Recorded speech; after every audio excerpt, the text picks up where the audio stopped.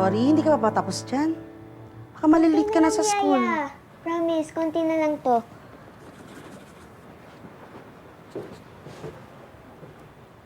Surprise! Daddy! Namiss po kita. I miss you more na. Tamang-tama po yung dating mo, Daddy. May isa-celebrate po tayo. Talaga? Ano yung celebrate natin? Hindi niyo po ba alam? Nag-give birth na po si Mommy. Nasa ospital po siya ngayon kasama si Lola.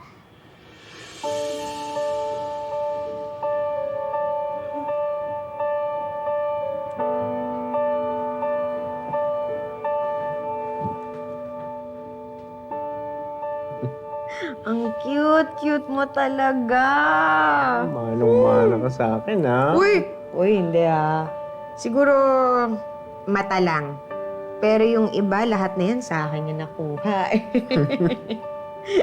Aww. Christy, salamat, ha? Salamat sa pagkilala mo sa akin bilang ama sa bata. Oo naman, Leon. Deserve mo yun.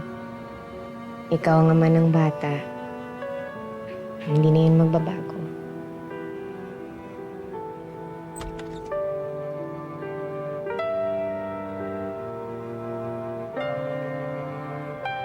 Hindi ba't mula pa noon saksi ka pa sa panahon na ang pag-ibig niya'y sa akin lang. Alam ba ni Shaira na dumalaw ka kay Christy?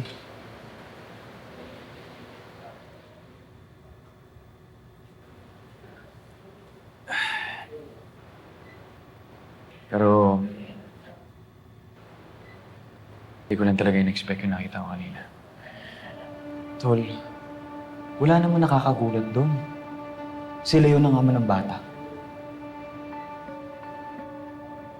Alam ko,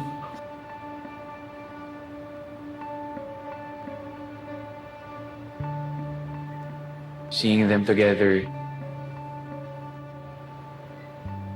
with their baby,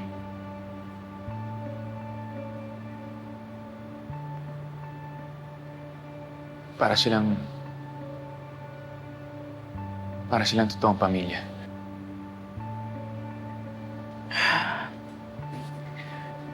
So ano ngayon? Nasaktan ka?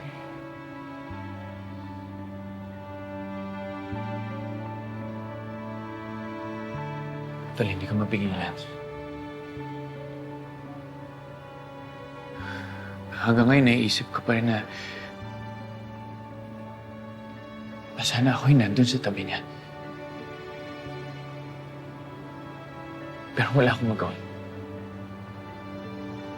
And I feel so helpless kasi ayoko nang guluhin pa yung buhay ni Christy. Kaya kahit na mahirap, siguro masaya na rin ako dahil okay na siya ngayon. Okay na sila. Sabihin ko na. Jordan! Teka, sandali. May good news ako sa'yo, matutuwa. Say. Nakausap ko na yung pedia ni Jordan Jr. Ang sabi niya, okay na daw ang anak natin. Ligtas na siya sa kahit anong threat. At kapag nagtuloy-tuloy ang kondisyon niya na ganito, pwede na natin siya iuwi sa bahay. Talaga? Oo. Diba, sabi ko naman sa'yo, naligtas ang anak natin dahil ako ang pinili mo. Naramdaman niya yung pagmamahal. Lahat. Lahat basta para sa anak ko. Kaya huwag tayo mag-aksaya ng panahon. Pagka uwi natin sa bahay, planuhin na natin agad yung binyag niya. Let's make it like a Thanksgiving party. Oh, sige. Kami nang bahala. Di ba? Ninong Jeff. Ha? Oo naman. Basta, ako sure na ako lang ako Oo naman. Ako, ikaw pa ba? Mawawala ka ba doon? I'm so happy. Kaya Jordan, huwag natin sayangin kung ano yung meron tayo ngayon. Let's take this as a sign na baka tayo talagang dalawa, tayong tatlo ng anak natin, we belong together. Tayo na ang pamilya ngayon.